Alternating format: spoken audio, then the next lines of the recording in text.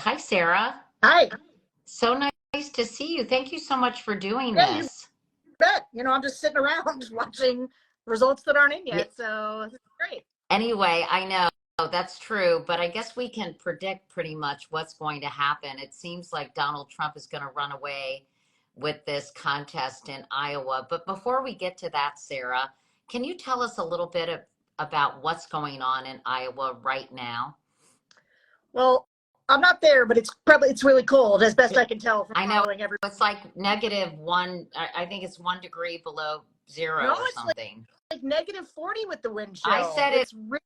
well, I just heard, I guess I heard one book. I guess when we were preparing this, it was 1 degree below. But now I guess with the wind chill, what is it?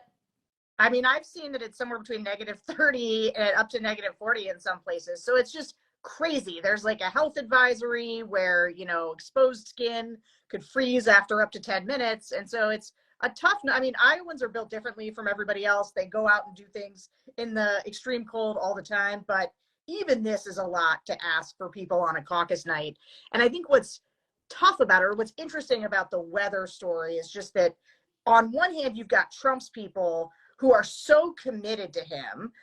But there's also a question of, is everybody so sure Trump's going to win that people aren't as motivated to turn out for him? That's sort of one storyline to watch for. And then the other one is Ron DeSantis has staked his entire political career essentially on coming in second in Iowa. He's And as visited close to every county, right, Sarah?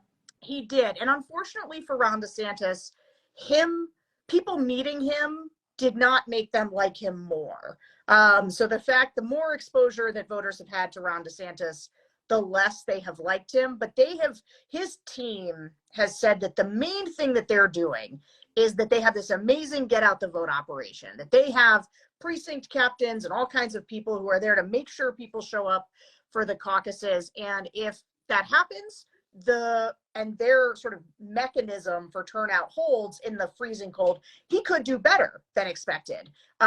If, like so many other elements of his campaign, it underperforms and fails to deliver, this could sort of be the end of Ron DeSantis. Because if he comes in third, he may have to drop out of this race. And also, Nikki Haley is doing so much better in New Hampshire than Ron DeSantis, and she's doing quite well there with sort of more moderate Republican voters, that it may, as you said, be the end of the line there because he's not expected to do that well in New Hampshire. Is that an accurate assessment?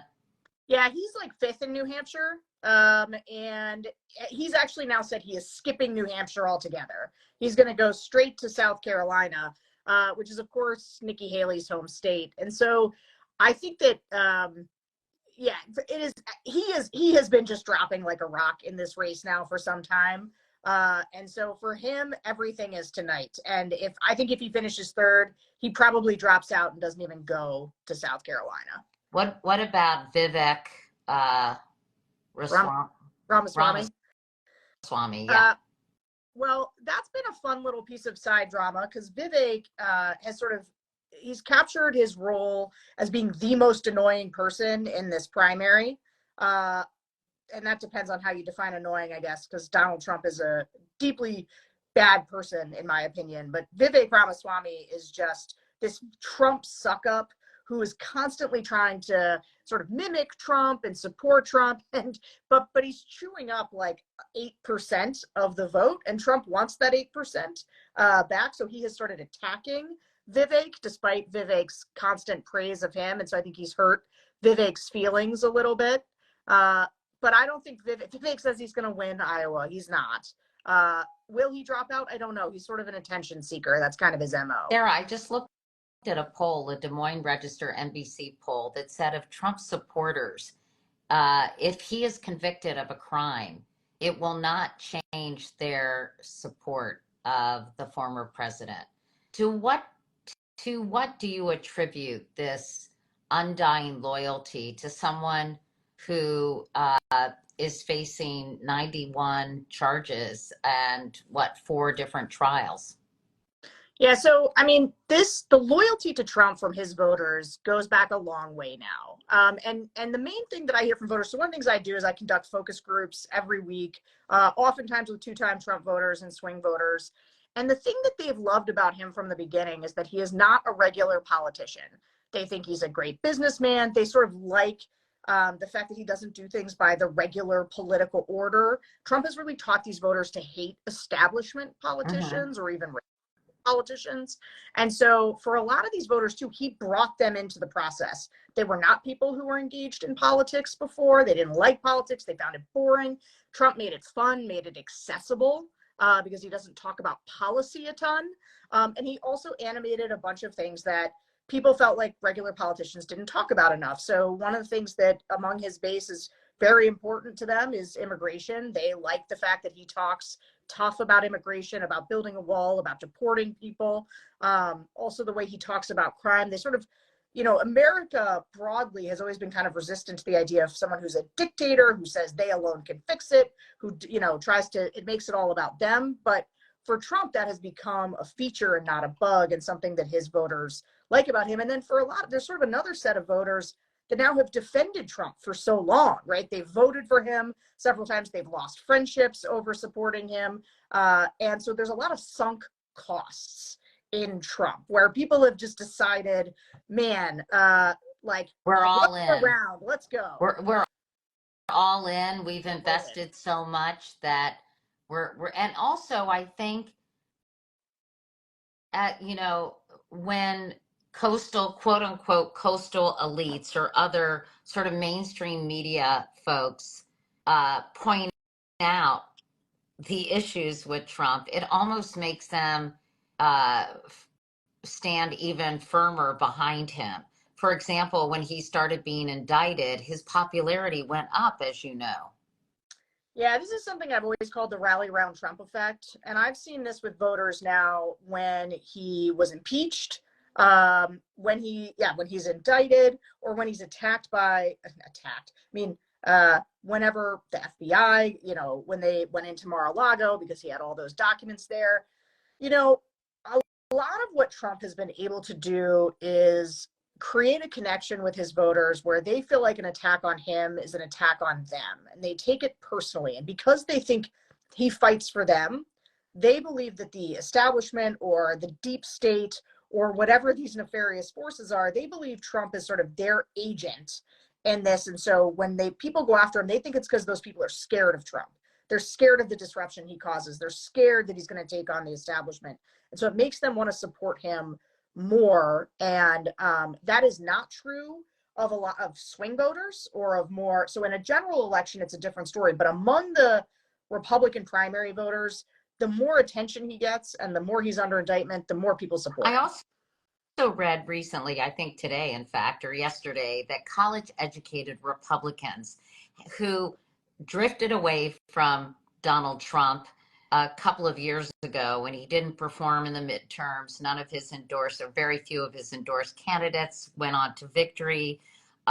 He started being charged with all these, you know, criminal activities, that they decided we need to find someone else.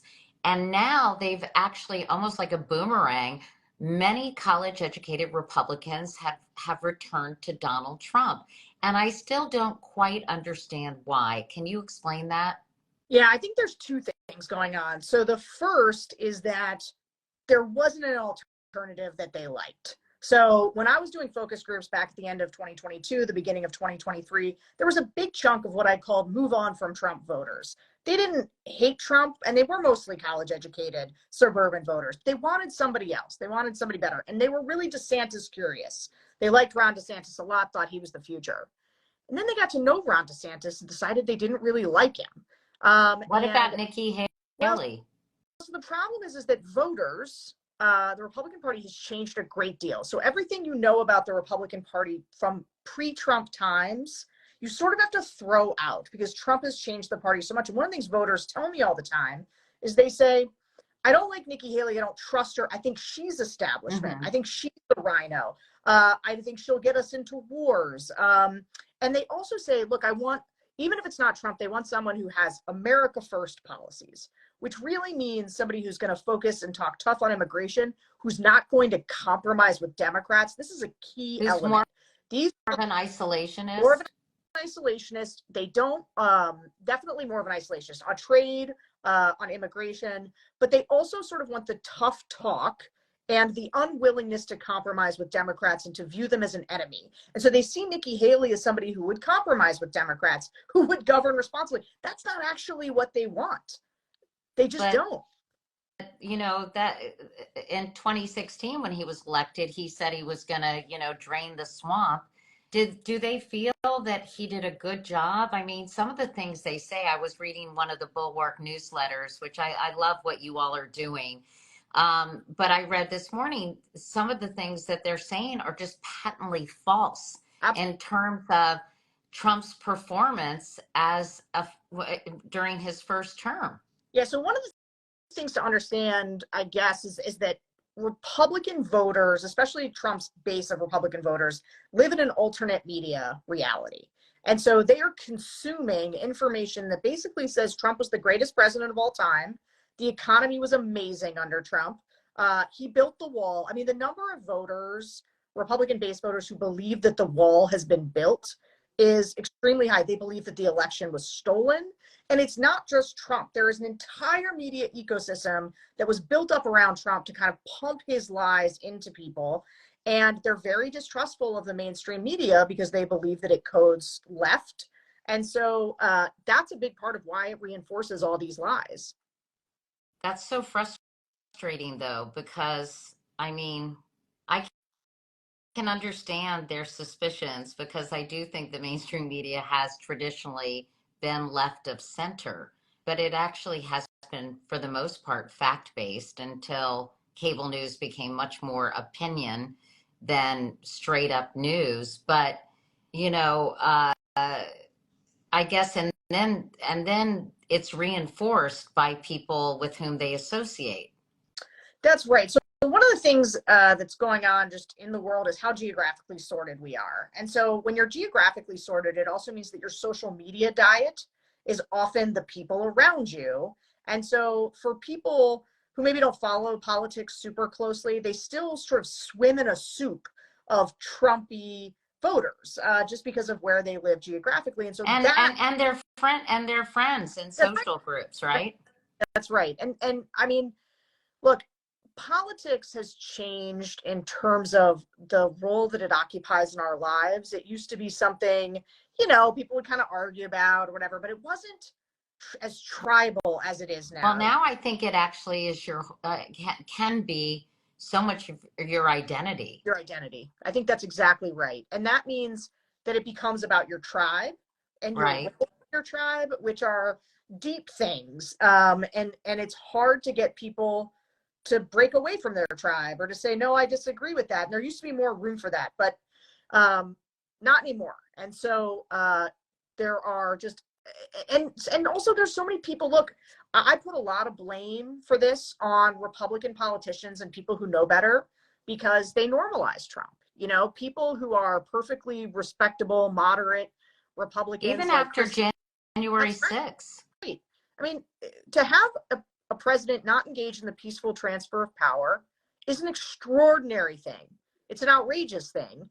And the way that, I mean, there's as we go into these caucuses today, Marco Rubio, tons, Barrasso, there's all of these, you know, previously very normal, respectable senators and congressmen. They've all endorsed Trump. They have other options. They could endorse Nikki Haley. They could endorse Ron DeSantis, but they are endorsing Donald Trump because they believe that's what their voters want. They believe that's the direction of the party. And so, that's the way to save their political skin. Exactly right. It's exactly right. I have to ask you about evangelicals, because I know that Iowa has a lot of evangelical voters. And I read a pretty disturbing piece in Axios about a lot of these ministers saying from the pulpit, if you're Christian, you can't vote Democratic, and basically espousing Christian nationalism. Really some very, very disturbing words coming from the pulpit and men in cloth, if you will.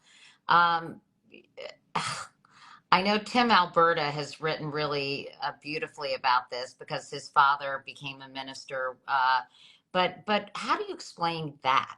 Because if you think of someone who espouses certain Christian morals, I don't think Donald Trump is the first person who comes to mind. No, although there part of what it was it started with a rationalization where evangelical leaders basically told voters that Trump was an instrument that would allow them to get the things that they wanted. And in some ways now they say, well, look, this is true. Trump, because of the judges he put on the Supreme Court, they've now repealed Roe, and abortion, is no longer legal across the country. And so they talked themselves into this idea that Trump shares my values, even if he's not always a good person, but he's an instrument of good things, and therefore I can support him. And to your point about the fact that evangelical leaders have made this shift where they are now endorsing, like, politics again is now part of your identity. It's part of your Christian identity. And supporting a Democrat makes people think you are outside of a Christian identity. I hear people in focus groups talk about this all the time, about how they feel like Trump brought God back into politics. And that's actually not what happened. What happened was people of God brought Donald Trump into the church. And that has created some very sort of perverse and pernicious social political dynamics where now evangelicals, despite Donald Trump being in civil court, found liable for rape, despite the terrible way he treats people, despite his obviously deficient and bad character that would in no way align with sort of faithful Christians, people still see him as an instrument of God. Are these Trump voters reachable at all in terms of uh, turning into swing voters, or are they so deeply entrenched in their ideology and their buy-in of Donald Trump that there's no way a candidate like Joe Biden, who of course has his own problems, which we can discuss during another IG live, but are they movable at all or persuadable? Yeah, so one of the interesting things about Nikki Haley's support right now, there's been a lot of polling that has shown sort of in the crosstabs that half of the people who are supporting Nikki Haley would vote for Joe Biden. And I think that when you talk about Republicans in the Republican primary and Donald Trump's base, those are deeply devoted, unreachable people. But you have to think about it on the margins. You have to think about, in the Pennsylvania, we're talking about 10,000 votes here, 11,000 votes here in the swing states. It's incredibly close. And so Well, I mean, yeah, sorry to interrupt, Sarah, but I've seen in recent polls, well, I guess in December, that Donald Trump is leading in five important swing states. yeah, so that's true right now. I mean, look, the polling's really bad for Biden, but I got to tell you, I do think there's a lot going on here where for most voters, they know what they don't like about Joe Biden because Joe Biden's front and center because he's the president. Donald Trump feels like a distant memory to people. If they don't follow politics closely, they're not seeing a lot of Donald Trump. And once he's back in their faces, people tend to remember why they disliked him so much. But they also, a lot of voters have not yet gotten their heads around the idea that the race is likely going to be Joe Biden and Donald Trump again. They just don't. I hear it from people all the time, like, well, couldn't something happen? Couldn't Nikki Haley win? And when you're like, not really, or it doesn't look like it. Not barring a health event or something extraordinary happening, nobody will say they think Nikki Haley has a chance or that Joe Biden's going to step down, And so that's not going to happen. I think once people have that contrast, the polling will start to even out, but it's one of the reasons a third party bid is so dangerous, because I do think that would be catastrophic for Joe Biden. But one of the things that we saw in 2020 and in 2022, Carrie Lake lost a lot of these very Trumpy, and Republican turnout was higher than Democratic turnout. And the reason in the swing states that those Democrats won and the Republicans lost is because voters on the margins saw those Republicans as too extreme. Even people who are registered Republicans didn't want to vote for them. Those same people don't like Donald Trump. And so there is persuasion opportunities in the critical margins in states that are very close, but it's going to be a nail biter again. It's just shocking to me that here we are again, and that I was watching somebody on cable news before our conversation started, and she was saying this was the biggest political comeback in American history. I'm not sure if that was being hyperbolic, but the fact that we are here, the fact that there's been so much, gosh, wind against Donald Trump, whether it's all these criminal charges and all this, everything that's happening to him legally, January 6th. It just, it's, can you believe we're here again? No, it feels like time is a flat circle. We're all just older doing this again. And I did think after January 6th, there was a chance that people would really turn on Trump, but it didn't last that long. No, I mean, it didn't last long at all. It was, who was the Speaker of the House who went down to Mar-a-Lago? Kevin McCarthy. Yeah, McCarthy went down to Mar-a-Lago, just not that long after January 6th and was kissing the ring again. That's right. And this is the thing to always remember about why we are where we are. We are where we are right now because Republican senators did not have the strength to impeach Donald Trump when they all knew it was the right thing to do back in 2021 after January 6th. They all said, well, the courts will deal with it. He's not going to be president anymore. But because they failed to do their duty in that moment, that is why we are here again. Other than being written about in hopefully terrible terms in the history books, will there be any ramifications for their cowardice? Ramifications. I mean, it depends on what you would call ramification. I think having to live with the shame as they watch Donald Trump get nominated again, and the fact that they're all going to be slowly run out and primaried by people who are much more Trumpy than they are, because people believe them to be frauds. That's even a worse outcome than I think anybody would want. Having them replaced by Trumpier people. Yeah, no, absolutely. No, I mean, this is the thing is for, you can really hate Mitch McConnell. It will be worse when Mitch McConnell's gone. Like, Mitch McConnell doesn't speak to Trump. He dislikes Trump. I'm sure he will find ways to be difficult with Trump if Trump's back in power. But, Marco Rubio rushed to endorse him despite the fact that Donald Trump has been nothing but vicious to Marco Rubio. They are cowards. They're going to have to live with that cowardice. But in terms of what political what ramifications could there be? Supporting Donald Trump wasn't illegal. It's just immoral and vapid and unethical. Yeah. Tell us quickly before we go, Sarah, about the Bull Workk, because I want people to know what you all are doing, because I really enjoy the content you're creating. Well, that's wonderful to hear. We do a whole bunch of stuff. So basically, it is a bunch of Republicans, former conservatives, who before the Trump times would have been on the right. Many of them wrote for a magazine called The Weekly Standard, which was a conservative magazine at the time. But when that got shut down for being insufficiently pro-Trump, a bunch of us got together and started the Bull Workk, and we wanted to be a center-right voice opposing Donald Trump. And we've been doing that now since 2019. We have a lot of great podcasts. Our flagship podcast with Charlie Sykes used to be a big Wisconsin conservative radio talker. You will love him if you listen to his show. It's a great one. I've interviewed Charlie a number of times on this platform. You should go on his show. He should be interviewing you too. And so he's got a great show. I do a show called the Focus Group Podcast. I do a legal show with George Conway, where we try to get through all this legal stuff that's happening. We have one with me and Tim Miller and JV Last called The Next Level. We got tons of good stuff, great YouTube channel, and great newsletters. We try to make most of it free.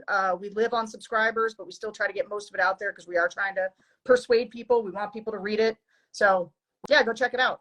Well, Sarah, I really appreciate you hopping on this. But woman, we got to work on your lighting.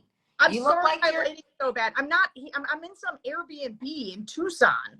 And like, I said yes to your producer, and then I was like, There's not even. Like you have like a yellow film over you. I know. I'm really sorry. I didn't know. It looked better before we That's got on, and I was like, man, this. okay. We're gonna send you one of these. I have a ring light right here because you can see it in my Joan Didion photograph. But No, I got great lighting in my office, in my home office. It's just in this weird Airbnb I don't.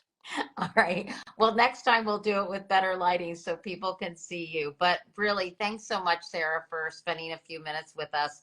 And one more quick question. If Donald Trump doesn't do as well as predicted, is that going to be seen as kind of a negative in his column in a way? Yeah, I mean, one of the things that's tough for Trump is just the expectations have been built so high. Every pundit's talking about how he's going to run away with it. And so even if he only wins by, 20 or 15 or 20 points, people will be like, oh, well, that's not the 30 points we thought he was going to win by. And so, but at the same time, that's more of a talking point than it is. Yeah. It doesn't shape the basic reality. Yeah, I hear you. And when will we know the results? And I know one of our viewers was saying, why does Iowa have so much power? I guess it's been since 1972. Is that right? Yeah, because the party decides that it can have this kind of power. They just decided this is the dynamic. They have their caucuses, and most states do not have caucuses. They have primaries. So it's a quirk of the American political system. And could it ever change, Sarah? I mean, the Democrats just changed it. They changed theirs. They're now starting in South Carolina. Right. Because they think it's more representative because there are a lot more black voters there. As opposed to New Hampshire and Iowa, which are very white. And so, you can change it. I bet Republicans have no interest in changing it because this is much closer to their demographic that they appeal. Got it. All right. Well, Sarah, thanks. Enjoy your Airbnb, and hopefully we'll do this another time, but really appreciate it. And thanks everyone for watching. All right. Okay. Thanks for having me. Bye-bye. Bye.